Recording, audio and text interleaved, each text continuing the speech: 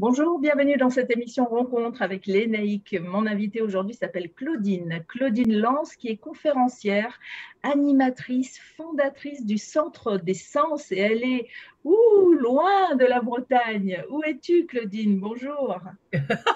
Ben bonjour, bonjour, en direct du Québec, Canada.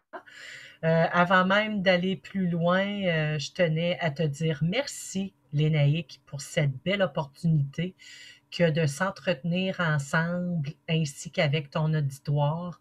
Je suis convaincue que c'est du temps de qualité qu'on va passer ensemble pour les prochaines minutes et je tenais à te dire merci.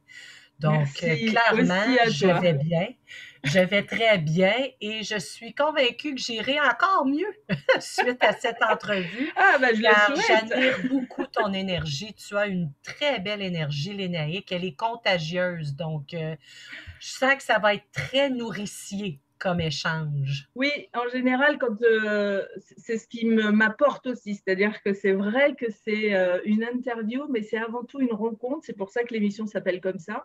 Et c'est un échange. Je donne et je reçois en même temps. Et alors toi, Claudine, on s'est rencontrés dans un groupe d'entrepreneurs et Oui. tu es experte conseil en leadership intuitif. Qu'est-ce que c'est que ça? Qu'est-ce que ça mange en hiver, cette bébête-là, comme on dirait au Québec? Ben, en fait, écoute, j'ai pas entamé de recherche exhaustive à cet effet, mais j'ose dire que j'ai apporté le qualificatif d'intuitif au type de leadership que je mets de l'avant. Et d'où ça vient, d'où ça part, tout ça, eh bien, c'est d'un cumul d'expériences, c'est d'un cumul de déceptions, si on peut dire, car je trouve qu'encore aujourd'hui, en 2021, on a une perception très limitée et très limitante de ce qu'est réellement le leadership. Tu sais, il y a beaucoup d'experts lénaïques, beaucoup de disciplines qui mettent justement le leadership de l'avant, mais je trouve qu'ils mettent beaucoup trop le focus sur l'impact qu'on peut avoir autour de soi, l'influence qu'on a envers autrui. D'accord, ça fait partie de l'équation. Reste que pour être réellement un leader, la première personne qu'on doit parvenir à influencer, à inspirer, ou à laquelle on a un réel impact, eh bien, c'est soi-même. C'est un processus, une aventure qui part de l'intérieur avant de considérer l'extérieur de soi. Donc, c'est de cette déception-là, si on peut dire, que je me suis vraiment penchée sur la question et que je me suis demandé, Claudine, comment peux-tu arriver à démystifier ce qu'est réellement le leadership. Et c'est de là, de cette motivation-là, que vient le qualificatif d'intuitif. Je trouvais aussi, et je vais y aller de façon brève parce qu'on pourrait s'entretenir des heures sur la question, mais je trouvais aussi que, à force de discussion avec les autres, qu'on associe automatiquement le leadership à notre sphère professionnelle. Il y a un lien direct qui se fait avec la sphère professionnelle de notre quotidien. Reste que tu as beaucoup plus avantage à exercer ton leadership dans toutes les sphères de ta vie, pas juste dans ton côté professionnel. Et il y a aussi l'idée que il y a juste les carriéristes de ce monde. Il y a juste les grands professionnels de ce monde qui exercent le leadership. Là aussi, je trouve que c'est une fausse perception du leadership, car dans le fond, tout le monde a le potentiel et tout le monde a avantage à développer son propre style de leadership. Et il n'y a pas de date d'expiration là-dessus non plus. Ça, c'est une bonne nouvelle. Parce que souvent, tu vas parler à des retraités et la réaction qu'ils vont avoir, ah, Claudine, j'ai plus besoin de ça, le leadership, je suis retraitée. Et après ça, ils se demandent pourquoi leur retraite manque de vif, manque d'excitation. Et bien souvent, ces personnes-là retournent sur le marché du travail par ennui, par le manque d'identité, d'appartenance à quelque chose. Et il suffirait que ces personnes-là exercent leur leadership intuitif dans leur retraite et ça changerait le scénario du tout au tout, là. Donc, c'est de ces prises de conscience-là, de ces constatations-là, que j'ai décidé de qualifier le type de leadership que je veux mettre de l'avant comme étant un leadership intuitif.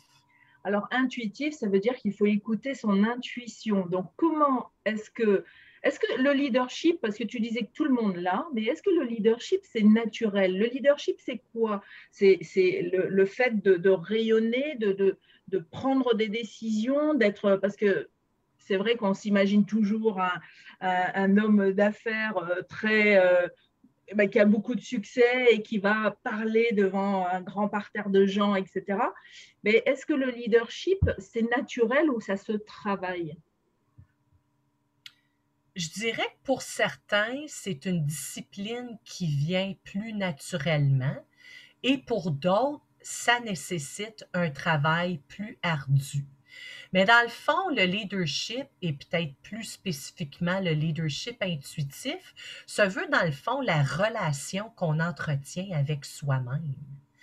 Plus on la nourrit, plus on investit en elle, plus c'est cette relation-là qui va rendre l'aventure de se découvrir de l'intérieur comme étant quelque chose d'intriguant, comme étant quelque chose d'excitant, de stimulant. C'est certain qu'il y a une période, il y a une certaine phase dans cette aventure-là où est-ce qu'on doit traverser un environnement, moi je dis un environnement plus marécageux, où est-ce qu'on doit affronter de l'avant nos croyances limitantes, nos blessures, nos blocages. Reste que c'est un parcours nécessaire en soi pour se rendre à la destination souhaitée, pour faire en sorte qu'on marche sur le chemin de notre vérité. Parce que plus on apprend à s'explorer, plus on apprend à se connaître de l'intérieur, plus on prend conscience de ce qui est réellement notre essence. Qu'est-ce qui nous fait vibrer? Quelles sont nos valeurs qu'on veut véhiculer, qu'on veut mettre de l'avant? Et ça donne tout son sens à notre quotidien. Tu sais, beaucoup d'entre nous, justement, son métro, boulot, dodo est devenu quelque chose de monotone, quelque chose de morose, quelque chose de drainant, hein, au niveau de notre énergie, au niveau de notre motivation, au niveau de notre tonus.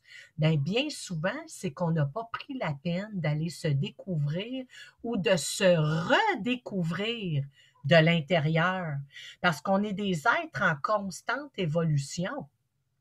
Donc, si ça fait 5, 10, 15, 20 ans que tu n'as pas pris la peine de faire le point avec qui tu es devenu de l'intérieur, bien, il y a des fortes chances que ce que tu mets en action au jour le jour concorde plus avec qui tu es réellement.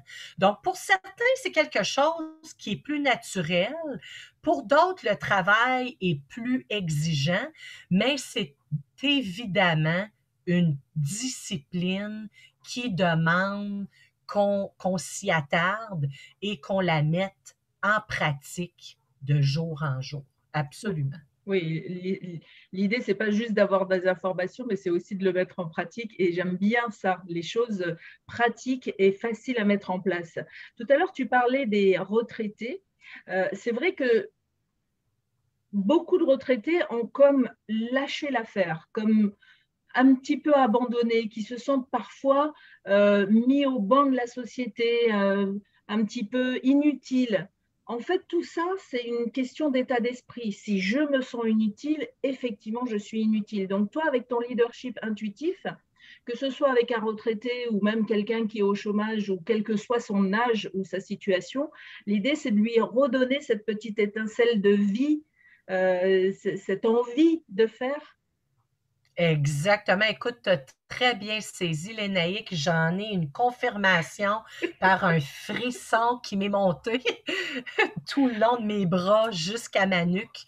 Donc, tu as très bien saisi l'essence du type de leadership que je mets de l'avant. Moi, je le vois vraiment comme étant le leadership source. Parce qu'on s'entend, Lénaïque, qu'il y a toute une batterie de leadership qu'on peut mettre en pratique.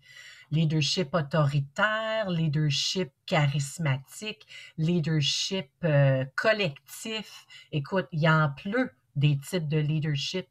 Reste que moi, je vois cette grande famille du leadership comme étant aussi unique que l'être en soi. Et en allant puiser de notre source intérieure, on vient qu'à personnaliser les différents types de leadership. Et non seulement qu'on parvient qu'à les personnaliser, mais on vient également qu'à s'outiller pour être très stratégique sur le quand et comment les appliquer. Parce qu'il y a des circonstances où est-ce qu'exemple, tu adoptes un leadership autoritaire, où est-ce que ça convient très bien. Moi, ce qui me vient automatiquement en tête, c'est ton rôle parental. Par moment, ton leadership autoritaire est de mise. Tandis que par d'autres moments, c'est le chaos total qui découle d'un leadership autoritaire. Donc, il est important de toujours se ramener à la source qui est soi. Et si je fais un parallèle avec la question que tu viens de me poser avec les retraités, c'est qu'en allant se revisiter de l'intérieur, en allant faire le point avec qui ils sont devenus, ils parviennent justement à aller chercher des pépites d'or ici et là sur où en sont rendues mes valeurs, où en sont rendus mes principes. Ça veut dire quoi pour moi une retraite? Et est-ce que ce que je mets en action concorde à ma perception de la retraite? Donc, le leadership intuitif, c'est réellement une boussole. C'est un guide qui nous ramène sur ce qui est notre vérité. Surtout dans un monde dans lequel on vit aujourd'hui, où est-ce que la distraction est un réel mot sociétal. Écoute, d'un rien, on peut perdre le fil, là, d'un rien. Donc, allez à la source, prenez le temps de vous poser dans votre intérieur et faire le point sur qui vous êtes et ce que la retraite veut dire pour vous. Oui. Et les réponses vont venir. Et de Et là, on met en action les prises de oui. confiance et ta retraite devient quelque chose d'aligné à toi, donc quelque chose qui te fait vibrer, quelque chose qui te stimule. Et de là, la raison d'être de la personne prend tout son sens, là. Et oui, parce que si on a passé toute une vie à travailler et à travailler énormément, quand on arrête, comme je disais tout à l'heure, on peut avoir un sentiment de se sentir inutile. Et en fait, on ne se pose pas la question, je crois, de qu'est-ce que signifie la retraite pour moi? Parce qu'on l'idéalise un petit peu. Quand on est encore en train de travailler, on se dit, waouh, dans 15 ans, dans 5 ans, dans 3 ans, ça va être la retraite. Et puis une fois que c'est la retraite, il y a une espèce de baby blues qui se passe, on n'a plus envie de rien, ou au contraire, on est très joyeux, puis voilà, ça fait des grands ascenseurs émotionnels comme ça, et Mhm. puis on termine peut-être devant la télé tous les jours, on se demande pourquoi on se réveille, etc. Donc toi, quelles sont les clés que tu vas proposer aux gens qui sont un petit peu éteints, mais pas éteints c'est pas qu'ils n'aiment plus la vie, c'est juste qu'ils n'ont pas trouvé ce petit truc qui mettrait du peps dans leur retraite. Quel outil tu leur proposes? Ben moi, écoute, très bonne question, Lénaïque, parce qu'on s'entend que le leadership, il y a nombreuses expertises, il y a nombreuses disciplines qui font partie intégrante du leadership. Donc, on peut facilement s'y perdre et se décourager de l'affiner afin de pouvoir le mettre en pratique dans notre quotidien. Donc, en allant à ma source, en explorant de l'intérieur, je me suis posé comme question, OK, Claudine, comment vas-tu parvenir à simplifier tout ça? Quel genre de map est-ce que tu peux dresser aux gens qui en ont besoin pour justement aller développer la posture qui leur permette de faire équipe avec leur leader intuitif? Et à quoi j'en suis venue? Puis tu sais, des fois, Lénaïque, mon Dieu, que la vie peut être tellement magique par moments. La réponse, là, je l'avais en pleine face depuis plusieurs années à part de ça. Et mon Dieu, que je me suis creusé la tête pour y arriver jusqu'à ce que ça me frappe aux yeux et que je me dise, ça y est, c'est comme ça que je vais mettre ce guide, cette map de l'avant, et je l'ai de tatouer sur mon poignet depuis nombreuses années. J'ai un bracelet comme ça au poignet. Je ne sais pas si vous voyez bien, Oui, mais ça oui. s'appelle un Trinity, qui est un symbole celtique, une écriture très ancienne avec tout un bagage de sagesse. Et ce symbole-là se veut la Trinity. Et le Trinity, la symbolique de ça veut dire l'interreliance entre le corps, la tête et l'esprit. Hmm. Et j'ai dit, ça y est, c'est comme ça que j'amène mes différentes offres, ma programmation. Parce que vois-tu, tu sais, on est souvent comparé à des êtres divins, à l'image de la divinité.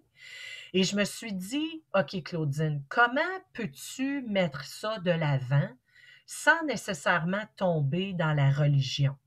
On a tous nos croyances, on a tous notre perception de la religion, mais comment est-ce que je peux démontrer aux gens l'ampleur du potentiel qu'on a à travers le fait qu'on est comparé à la divinité?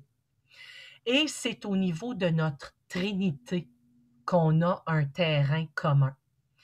Parce que tout comme la divinité, nous avons notre propre Trinité. Et la Trinité veut dire trois éléments qu'ensemble forment un tout.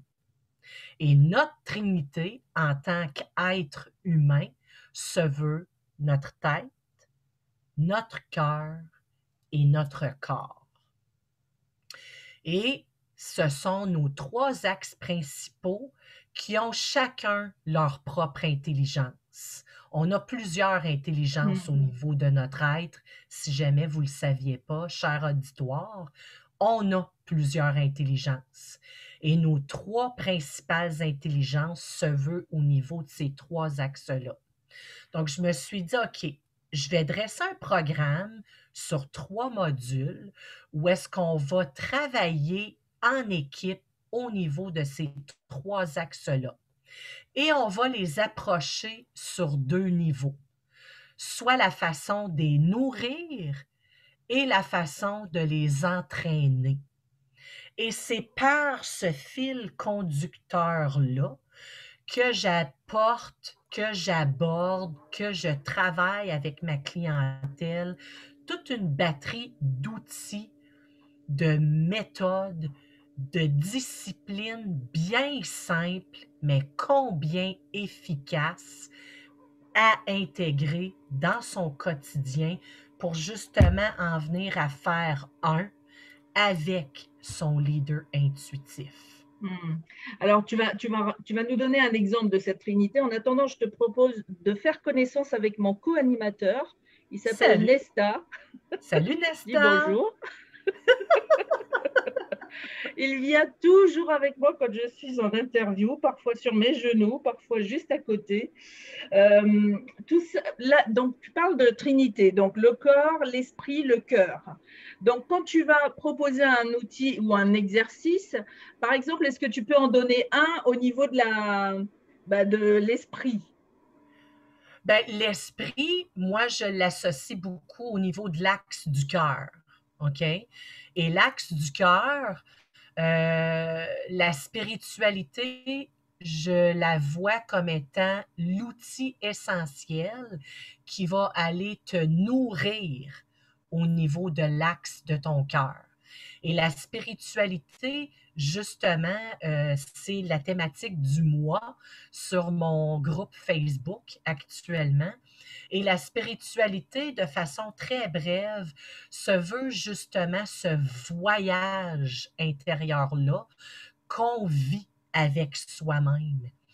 Et certains outils que je travaille avec ma clientèle sont entre autres juste l'art de se poser, apprendre à se poser, apprendre à s'autoriser de se poser.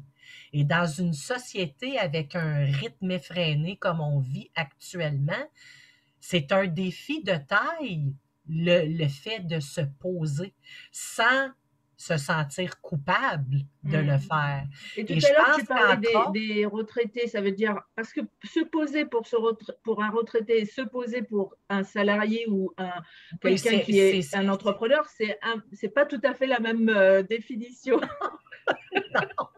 non, effectivement, c'est pas tout à fait la même définition, mais dépendamment du groupe d'âge ou du type de personnalité avec laquelle je travaille, j'ajuste selon leur réalité. Mais tu as tout à fait raison.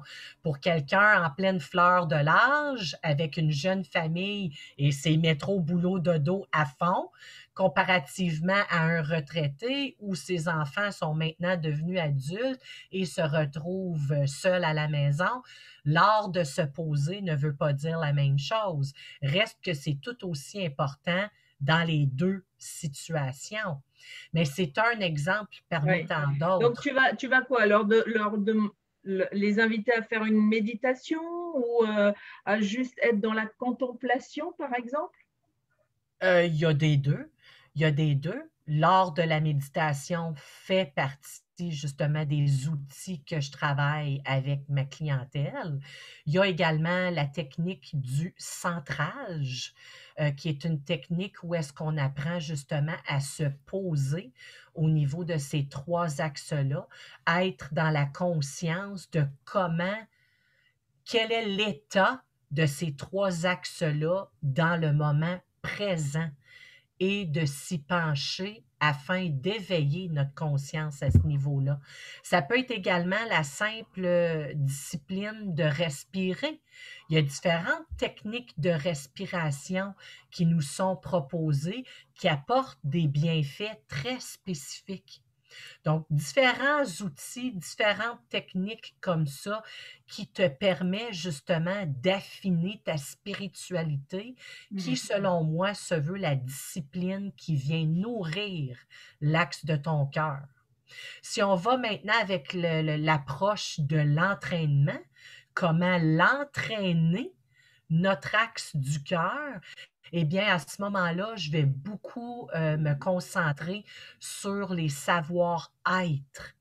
Il y a différents savoirs qui nous est accessibles dans la vie et les savoir-être sont les savoirs qui est extrêmement important de s'y pencher davantage de nos jours.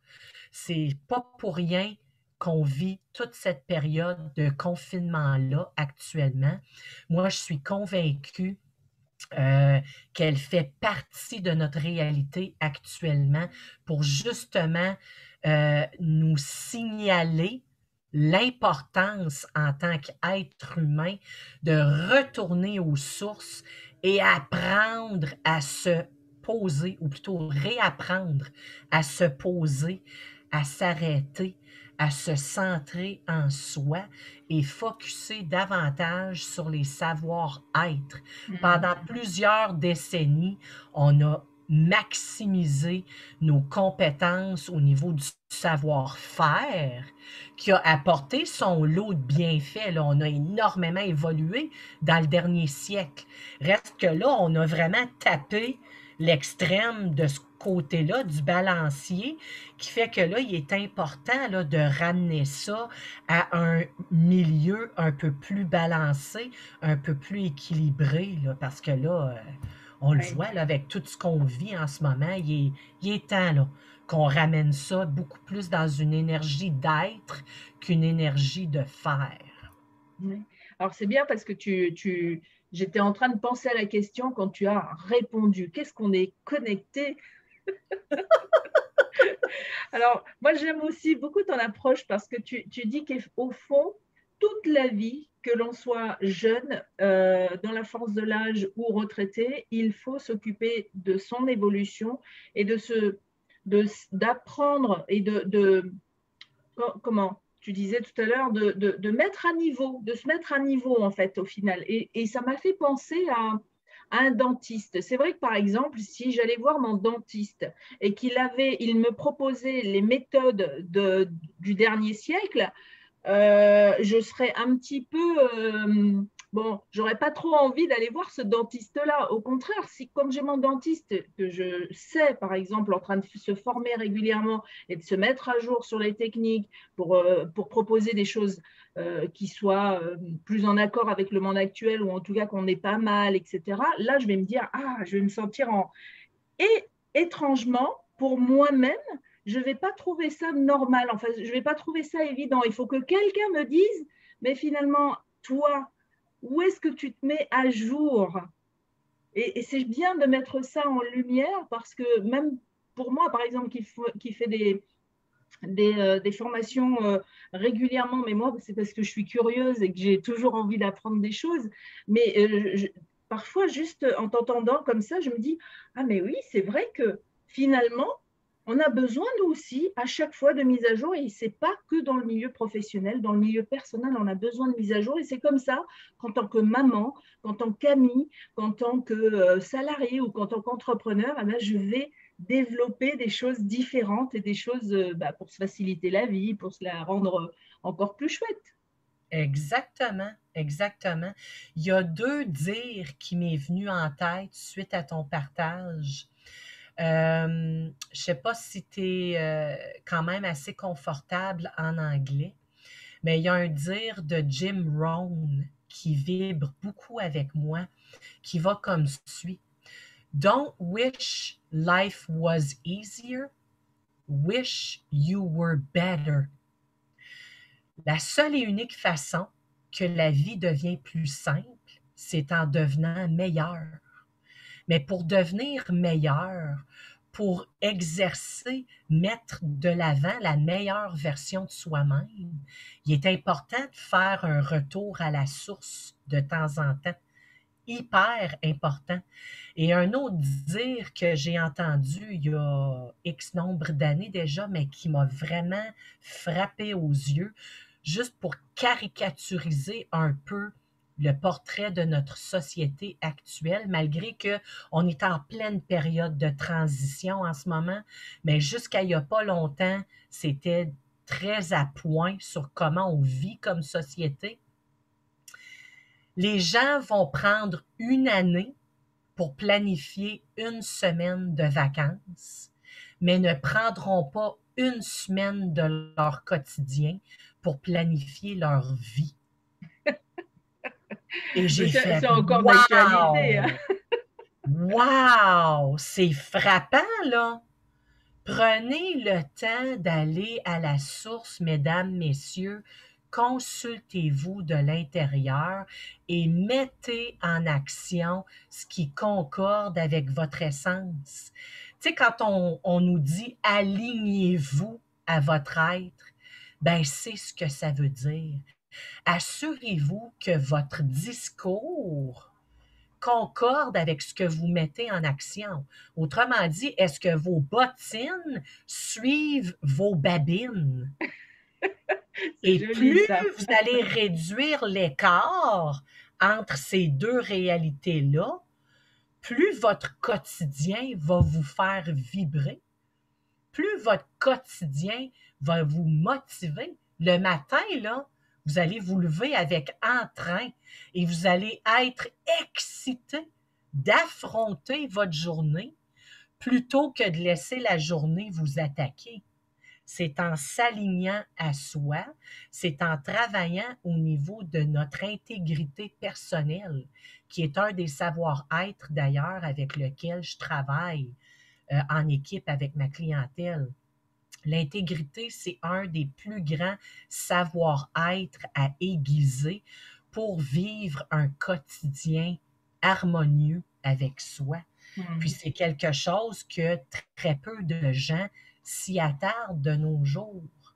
Un exercice que je pourrais proposer à ce niveau-là, très rapide, prenez le temps d'identifier vos 5 principales valeurs. 1, les connaissez-vous? 2, est-ce que vous êtes capable de les nommer?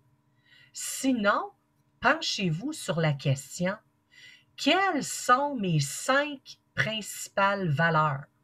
Et vous pouvez faire une recherche rapide sur Google, liste de valeurs, puis vous allez avoir toute une batterie de listes accessibles à vous. Et ce que je propose, faites-en une première lecture et encerclez toutes les valeurs qui vibrent avec vous.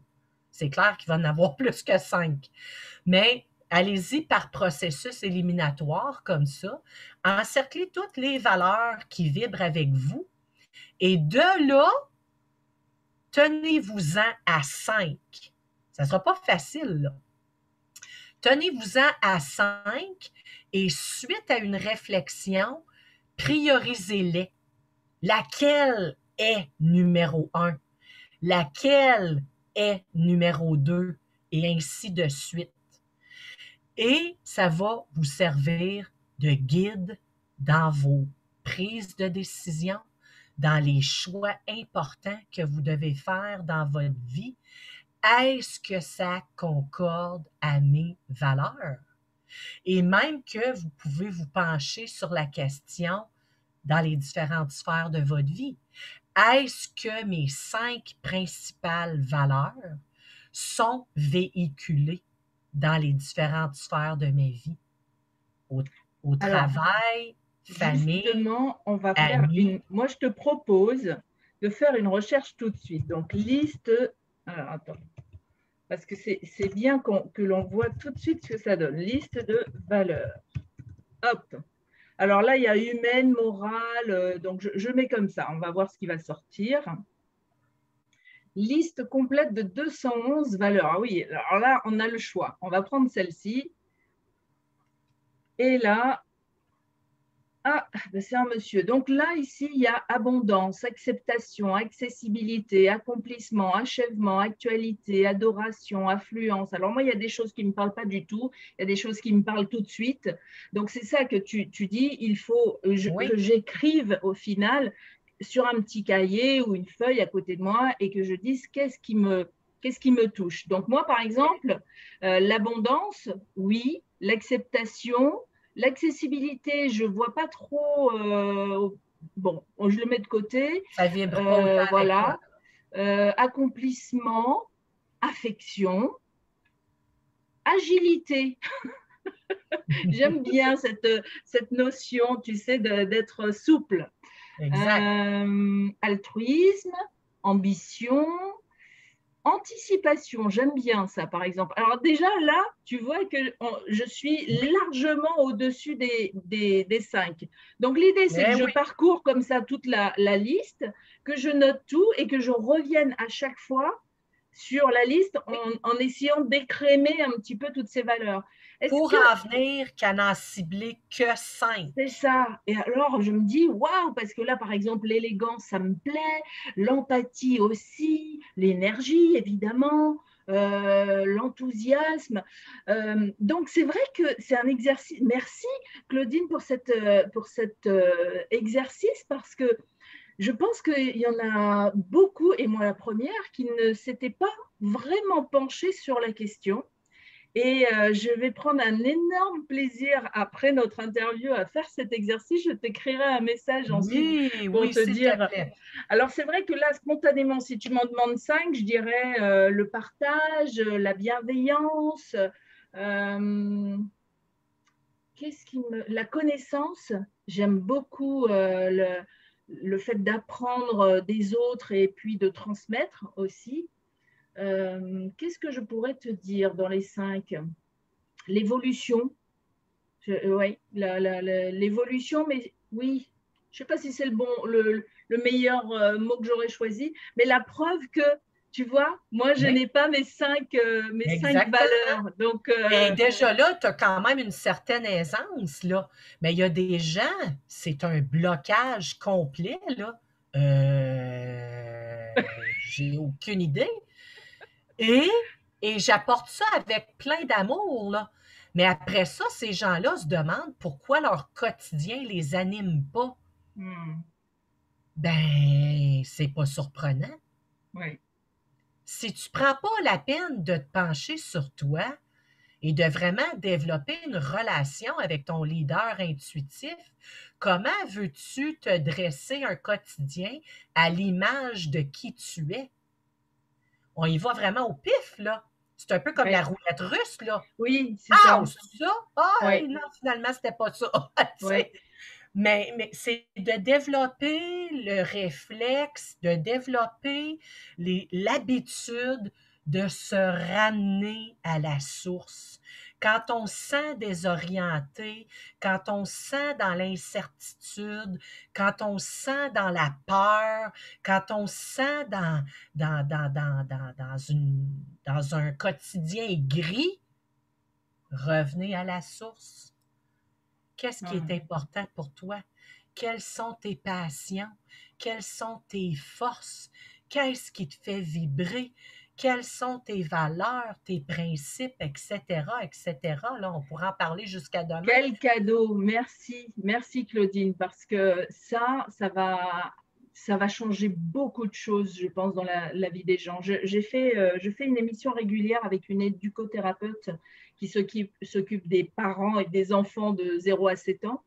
Et elle expliquait qu'en tant que parent, on ne se pose pas non plus la question de qu'est-ce que je veux transmettre à mon enfant, qu'est-ce qui est important pour moi de transmettre à mon enfant. Et comme tu le disais, ben, on fait ça un petit peu au jour le jour. On voit, même moi, hein, en tant que parent, je ne me suis jamais posée. Bon, aujourd'hui, mes enfants sont grands, j'ai l'âge d'une grand-mère et mon petit-fils a 5 ans, mais je m'étais jamais posé en tant que parent la question de quelles sont les valeurs pour moi qui sont importantes et que j'ai envie de transmettre à mon enfant et de faire en sorte que mon guidage en tant que parent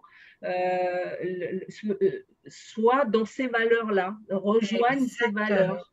Exactement. Et je vous recommande fortement de faire cet exercice-là dans toutes les sphères de votre vie. Toutes, dans votre couple, dans votre mariage, dans votre rôle parental, dans votre rôle professionnel, dans votre rôle amical, dans votre communauté. Et Qu'est-ce justement, que... est-ce que ces valeurs peuvent être différentes en fonction du domaine? Oui, Absolument. Il y en a qui reviennent. Comme moi, par exemple, le respect est présent dans toutes mes sphères. C'est une valeur qui est présente dans toutes mes sphères. Reste qu'il y a certaines valeurs qui jouent d'une ouais, sphère à l'autre. Absolument. Absolument. Mais commencez par vos valeurs personnelles. Commencez l'exercice d'abord et avant tout par vos valeurs personnelles. Une fois que les valeurs personnelles sont identifiées, là, vous pouvez passer à une autre sphère. Mais d'abord et avant tout, c'est vous. La priorité numéro un, c'est soi. Donc, commencez toujours avec vous. Toujours, toujours, toujours. Vous êtes l'élément présent dans toutes les sphères de votre vie. Oui. Donc, peu importe où vous voulez exercer votre leadership intuitif davantage, on revient toujours à la source qui est soi, tout le temps, tout le temps. Et quelle merveilleuse façon, et une façon ludique en plus, de se connaître davantage. Absolument, absolument. Donc, en gros, c'est le message que je souhaitais transmettre à ton auditoire, ma belle Lénaïque. Eh bien, moi, je te remercie de ce cadeau, Claudine, et j'espère que vous avez, vous aussi, une idée plus précise de ce qu'est le leadership naturel et qu'est-ce que ça veut dire, au fond, ce leadership, et est-ce que c'est juste réservé aux entrepreneurs à succès, ou est-ce que moi, en tant que maman, ou moi, en tant que salarié, ou moi, en tant qu'entrepreneur, ou moi, en tant que copine, ou même en tant qu'épouse, ou en tant que Camille, est-ce que ce leadership, je peux le développer? Et la réponse est oui, hein, vous l'avez vu avec Claudine. Et si vous voulez aller creuser la question, bien sûr, vous pourrez la contacter. Je vais mettre sous cette vidéo tous les liens utiles de Claudine. Comme ça, vous pourrez cliquer sur sa page, sur son lien, etc. Est-ce que Claudine, tu veux rajouter quelque chose? Bien, je me permets de profiter de l'opportunité pour vous partager quelques événements qui sont à venir dans un futur très proche. Donc, si vous avez le goût de travailler votre leadership intuitif par le biais de vos 7 principaux chakras, je vous invite à vous informer de ma programmation que j'ai montée en collaboration avec une bonne amie à moi du nom de Patricia Arial. On a décidé de marier nos expertises ensemble et de vous offrir une belle programmation du nom de nos clés sacrées. Donc, si ça résonne avec vous, je vous invite à vous en informer sur ma page professionnelle Facebook. J'ai également un événement qui est en train de se monter en vue de la Journée mondiale de la voix, VOIX, et également la Journée mondiale des adjointes administratives. Moi et 3 autres experts, on a décidé de monter un événement virtuel qu'on a nommé Fais de ta voix ta nouvelle voix. Donc, il va y avoir une batterie d'ateliers où est-ce que vous allez pouvoir aller vous chercher des outils pour justement mettre votre voix de l'avant et ainsi être encore plus un atout dans les différentes sphères de votre vie, dont votre sphère professionnelle. Donc, on trouvait le timing vraiment le fun avec ces deux célébrations-là le 16 avril. Donc, vous voulez en savoir davantage, gênez-vous pas à entrer en contact avec moi. Pour ce qui est de l'événement du 16 avril, ça va être principalement sur LinkedIn que la publicité va circuler. De toute façon, je mettrai tous tes liens directs, comme ça les gens vont juste à cliquer dessus. Juste une dernière question pratique. Tout à l'heure, on parlait du leadership quand on est à la retraite ou quand on est au chômage, quand on ne travaille pas. Dans ces deux cas, parfois, les revenus sont un petit peu ont baissé par rapport à quelqu'un qui est en activité professionnelle. Est-ce que c'est quand même accessible à ce type de personnes, à ce genre de personnes, d'accéder à tes cours, à tes formations? Si on parle surtout de mes programmations personnelles, là, mes programmations au centre d'essence que j'offre soit en cohorte de groupe ou en individuel, j'ai des plans budgétaires là, qui sont possibles pour ces personnes-là, absolument. Et dépendamment de votre réalité financière.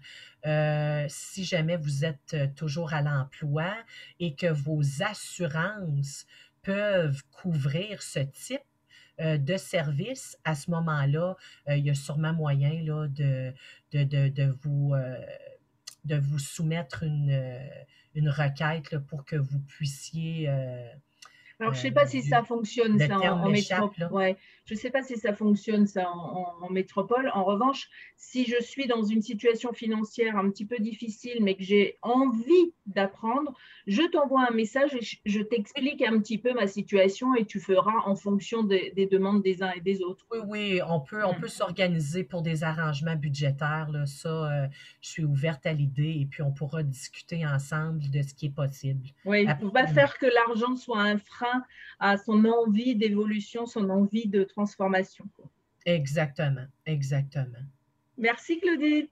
Merci à toi, Lénaïque. Ça a été un plaisir d'échanger avec toi et bon week-end à ton auditoire et j'ai bien hâte qu'on se recroise de nouveau, ma belle.